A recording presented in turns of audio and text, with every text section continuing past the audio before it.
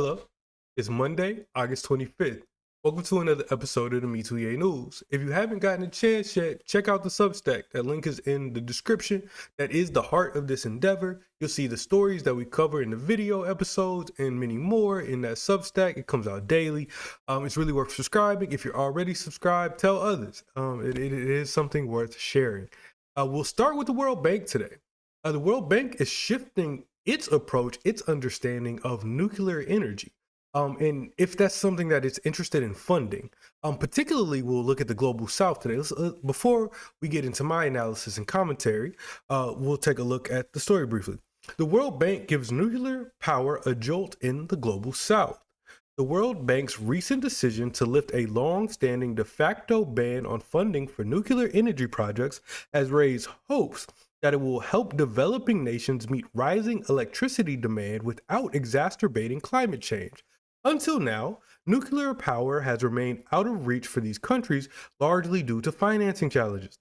The bank's decision is an important first step towards closing this gap. As we see, the World Bank has not funded a nuclear project in 60 years, so it lacks the in-house expertise to assess, develop, and manage such projects.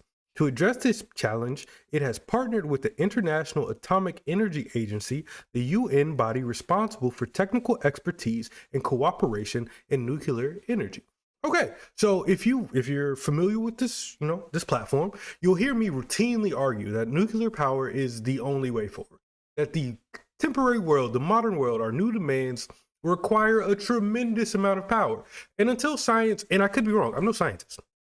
My wife is a scientist. I am not a scientist. Until there is, at least to my knowledge, a better source of energy, this will be the way to go. And our energy needs aren't going backwards; they're only going forward. So I don't think there's a way to put Pandora back in the box, so to speak. There is no way to reconstruct a world which doesn't demand this enormous amount of power sans collapse, right? And if that's the case, we have much bigger concerns, right? We might be thinking about generators and so on. But if we have grids, we have organized, coherent structures providing power, then this is probably the way to go. I think much of the push against this was misguided. It was reactionary. It was a panic. It was due to tragedy. And while that's understandable, we must be kind of future oriented. We have to come to terms with the fact that things aren't stagnant. What was true 70 years ago may not be true now. And if this source of energy can provide clean, sustainable energy, then we need to pursue that. And if the global south is looking to be autonomous in its energy production, we need to support that. In part, it's because of my larger vision of that multipolar world, or of a world absent of a kind of hegemonic power, that like we need not have countries dependent, relying upon others to produce their own energy. Nuclear energy will allow that to happen, or should allow that to happen. Could, whatever. It puts us on that path. So I'm happy to see the World Bank reverse its decision here. It made this decision in June, but it was kind of recently announced in this partnership with the IAEA. I think that's the right acronym, but the International Nuclear Body that is housed in the UN. They're going to work together because the World Bank is saying, we're bankers, we don't know anything about atomic energy at all. And this other body is saying, well, we have that expertise, so we can take a look at the plans and give them the okay. Also, if you're familiar with this platform, I am tremendously skeptical of these gigantic bodies, right? I am very cautious, I'm not sure that this isn't nefarious. These loans seem to be a debt trap, so a tool of domination and imperialism, but whatever. Now, whatever. In this case, I think this is the right decision, regardless of my feelings of the World Bank in general, or of the UN in general, and so on. I think countries have to move towards embracing this. So on our end, we're happy to see this. I'm happy to see it. You make sense of it as you see fit, but it is worth noting that this is a strategic shift. The World Bank is moving. It hasn't done this in 60 years. 60 years ago was what? 1965. So this, I mean, things were quite different in 1965. We were having much different arguments in 1965. So this is significant. This is a significant shift, a significant change in position. So we'll keep track on what this means. Like how what does this look like going forward? Who takes these loans from the World Bank and goes about developing their nuclear programs? What does the oversight look like? Given that there is the possibility of misuse of this type of infrastructure. So we'll have to see all that, how this plays out in action. What does this actually entail? But it's exciting to me. You make of it what you do, but I find it to be a pleasant surprise. That's what we got for our global news. I think that was the biggest story from the newsletter. Let's take a look at our next story here. Moving right along. What do we got? Oh, Trump, man. Trump got some going on. He signed a couple of executive orders that were of note today. He is an executive order machine. He won't work for nobody but you. Trump mandates flag burners face prosecution in one of the biggest challenges to the First Amendment in decades.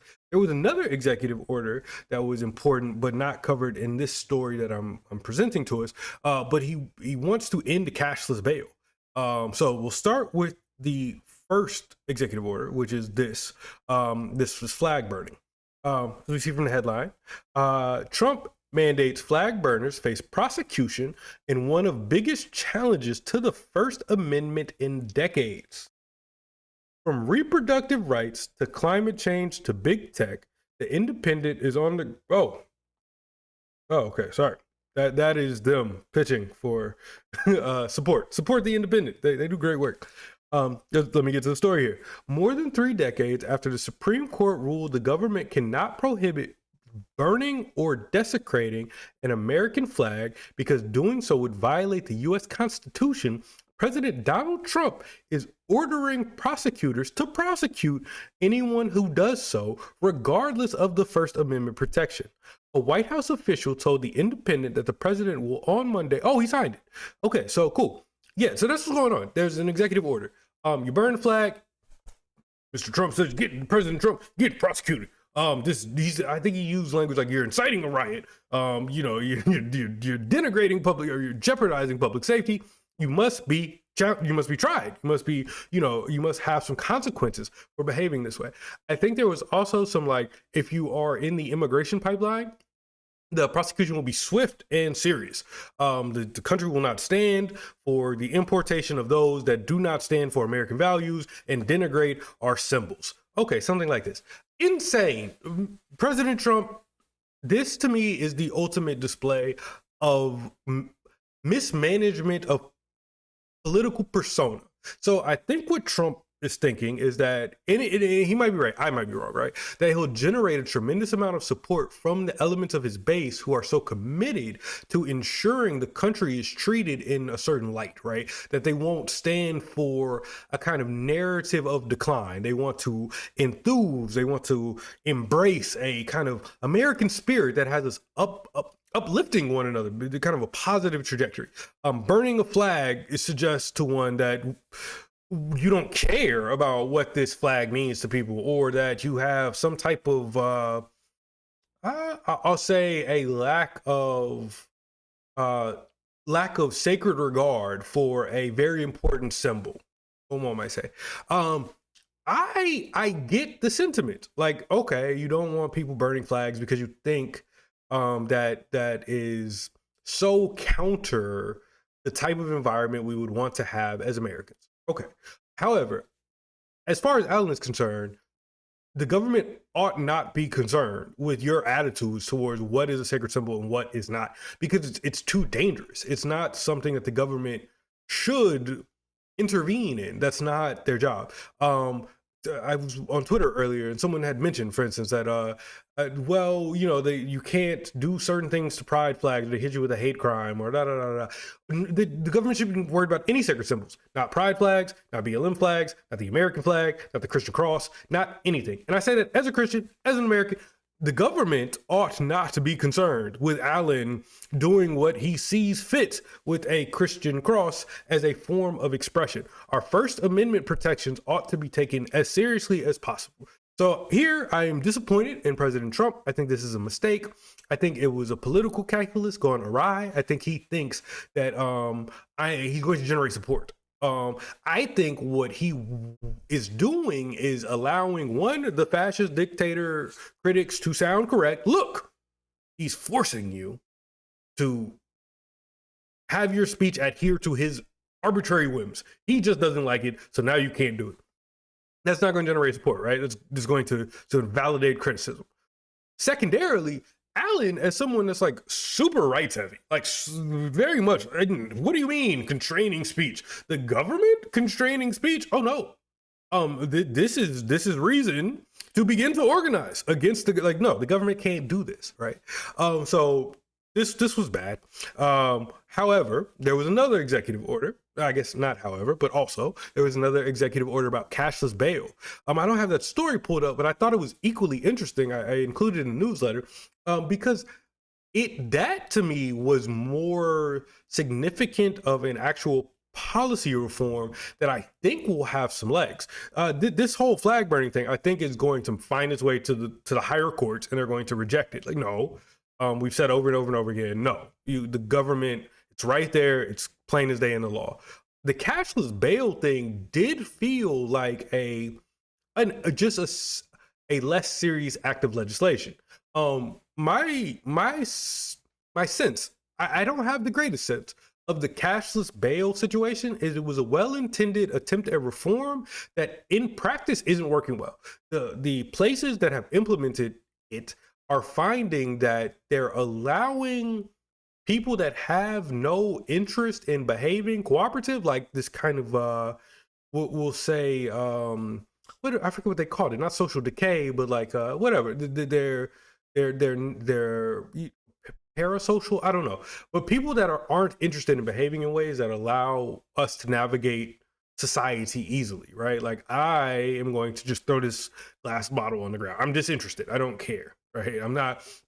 I think the cashless bail people were worried about people that were being kind of caught in prosecution illegitimately from a justice system that has a propensity to wrongly kind of harm vulnerable people, vulnerable both in the historical and the contemporary sense, that like the justice system is doing things to people and it's keeping them in jail, and the system is designed such that people should have a greater ability to resist that type of jailing, that type of constraint. The idea here is that bail should be thought of at a kind of a higher standard.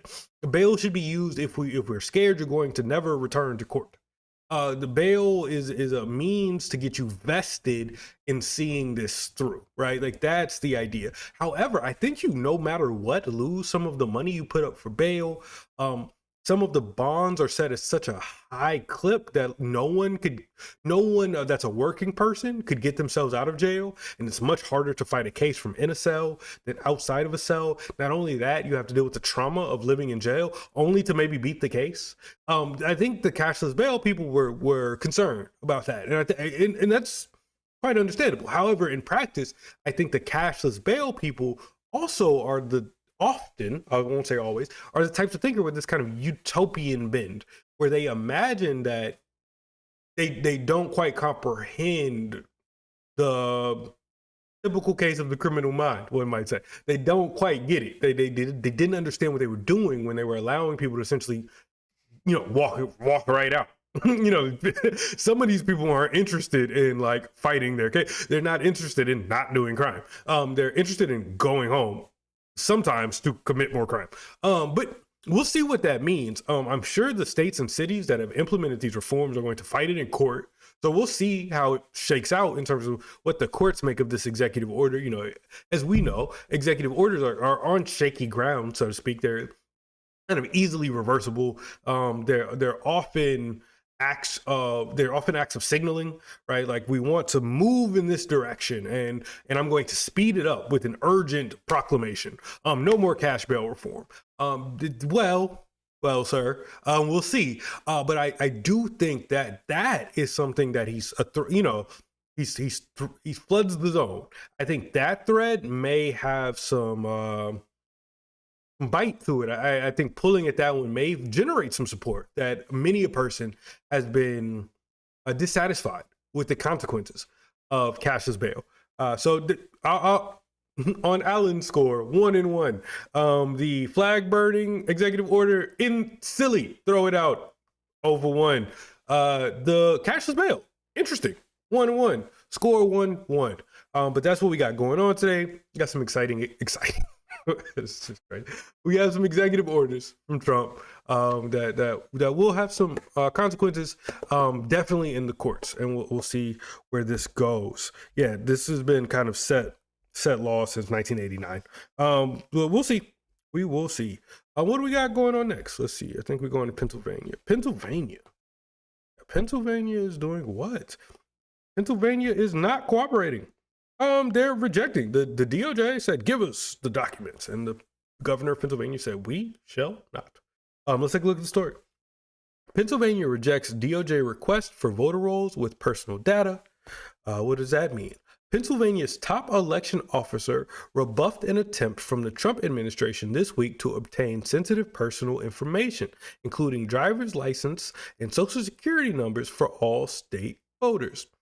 Quote, this request and reported efforts to collect broad data on millions of Americans represents a concerning attempt to expand the federal government's role in our country's electoral process, Secretary of the Commonwealth Al Schmidt wrote in a letter Thursday to the Department of Justice Civil Rights Division. President Trump's administration has reportedly reached out to several states to acquire more data on registered voters, arguing it's necessary for states to prove compliance with the National Voter Registration Act and Help America Vote Act. The effort is part of Trump's broader push against non-citizens voting, even though there's little evidence to back up claims that ineligible voters have cast ballots. So, in this country, American citizens. That's what I'm hoping to dialogue with. We have like we gotta kind of nip this election problem in the bud. So I'm a proponent of transparency and security over ease and breadth.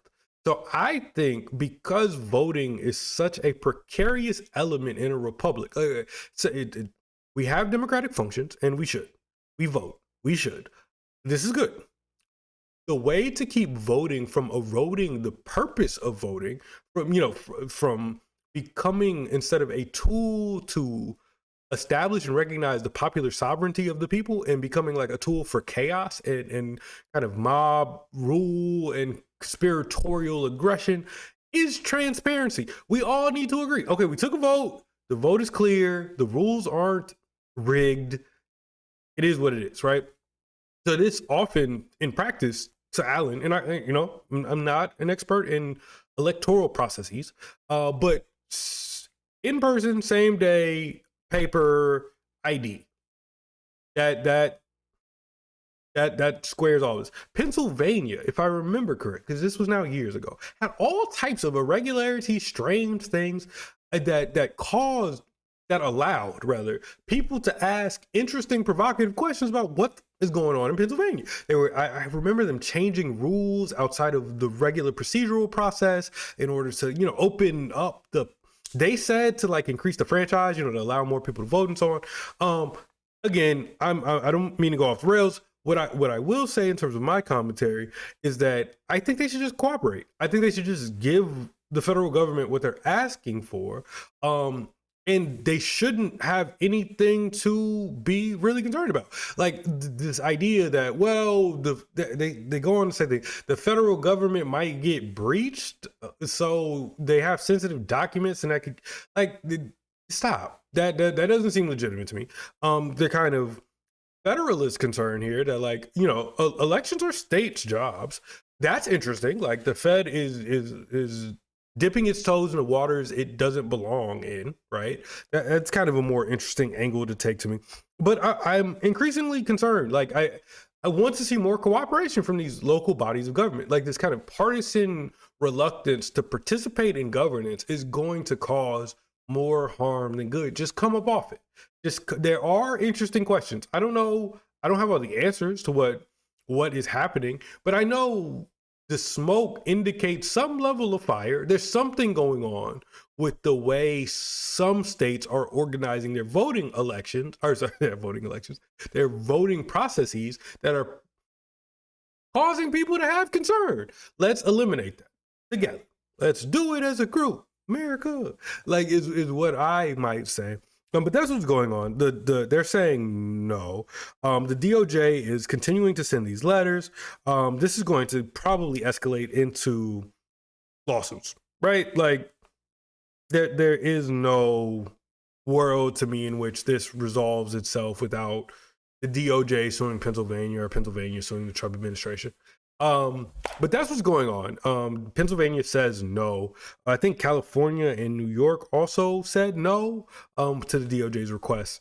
I think they just need to cooperate. A little cooperation won't kill the residents of Pennsylvania. And I don't think their data is at any more risk than it otherwise would be. I think some officials in Pennsylvania might be concerned of retaliatory behavior from the feds or whatever else. But just let's see what happens. Open up the books, open them up, and we'll go from there. Is Alan's opinion, and they should have autonomy over running their elections, but they should do so in a way that doesn't trigger all of this consternation around what's happening with the rolls. Are they allowing people to vote that shouldn't be able to vote? I think there's a simple and easy way out of most of these problems. And then we have our final story. Lots of pictures. Mayor Wu, a similar thing going on in terms of like, I guess the tension between the federal government and a local government. As we see, Mayor Wu responds to ruling blocking Trump attempt to deny funding over sanctuary policies. What is going on? Thank you, Boston Herald. Mayor Michelle Wu welcomed a legal ruling Friday blocking the Trump administration's attempts to deny funding to cities with sanctuary policies, stating that Boston will continue to follow the law. Quote, this is one more example of the court stepping in to say the Trump administration is wrong on the law, Wu said in an unrelated event Sunday. It is not within their power to take away funding from cities who are following the law and are not participating in mass deportations, as is the division set out in the Constitution between state and local governments and our federal government. So Wu, to my mind, is suggesting like, well, that I don't have to do that, right? Like I don't have to cooperate. It's not in my mandate. I think that's a mistake. I think the federal judge that ruled in favor, or at least sort of questioning the Trump administration's ability to do this, are sitting on good footing. It seems like okay, yeah, I guess you don't have to cooperate. Can you have outright policies that flout federal law? The answer seems to be no. Do you have to participate in the enforcement of federal law? I guess not. However, it does seem noteworthy that someone just arrived. That the government here is the city government is dead set on ensuring that the Trump administration is aware of how staunchly they're pushing back against cooperation. The problem to my mind, is that a lack of cooperation will lead to what the Trump administration has threatened, which is that they will heighten their use of federal agents to essentially flood the city. And that's going to create chaos. And that's been the case in the various cities that have been so adamant in their resistance. What that's going to facilitate, I think, is more again, to the idea of more harm than good. I think we have to pick our battles, especially politically. And one would think if the mayor is working in good faith here, and we are looking to protect the residents of Boston from inappropriate federal policing, cooperation is probably the best way to accomplish those ends. Because if you don't get cooperation, what's going to happen is the federal government is going to come in intensely and conduct all of it on their own. And that's going to be bad, right? For the residents of Boston, for the vulnerable populations in Boston, for everybody. It's going to be bad for everybody. It's going to be bad optics, it's going to be bad for the country. So Alan suggests to Mayor Wu here, what may be in the best interest of the city is to cooperate, is to find some way. I bet negotiations can take place. I bet there can be some pushback from what she sees as the values of the city of Boston, as to the degree that they conflict with those of the federal government. But non-cooperation, I'm just struggling with it. I really am. But that's it for me for today. I will remind you that the purpose of these episodes, the purpose of the newsletter is not to tell you what to think in terms of my commentary and opinion, but to provide you information, to be provocative, as to invite a dialogue, and to aid in a mission to make American citizens harder to conquer by making them more aware of what's happening in the world around them. I hope you all have a good rest of your day, good rest of your week. I'll see you all tomorrow. Bye.